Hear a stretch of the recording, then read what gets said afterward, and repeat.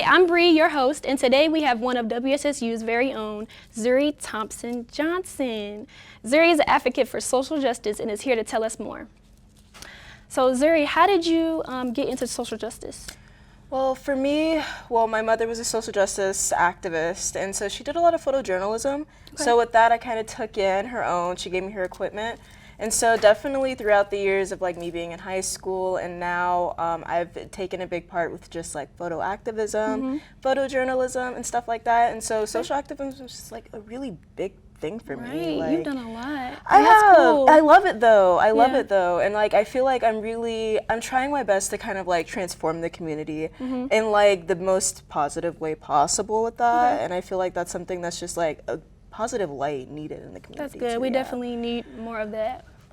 For sure. What are some things that you have done in your community as a social justice advocator? I've done a lot with working with the Urban League. I've also done, especially in 2020, I did a lot of photojournalism. So, with the riots and all of everything going on during the 2020 protests, I was up there, uptown, Charlotte specifically, taking photos of the protests and being there till 4 or 5 in the morning, you know? Yeah, no, it was How was crazy. that experience though overall? It was very rushing for me because it was almost I know what I'm doing is for the good, but also in a sense I'm kind of putting my livelihood on the line for this. I would go out and my mother would be like, I have bail money for you, if anything ever happens. Oh, she was ready. No, she was ready, Okay. definitely. That's good. Yeah. Okay, is there any advice you would give to our family about being an advocator?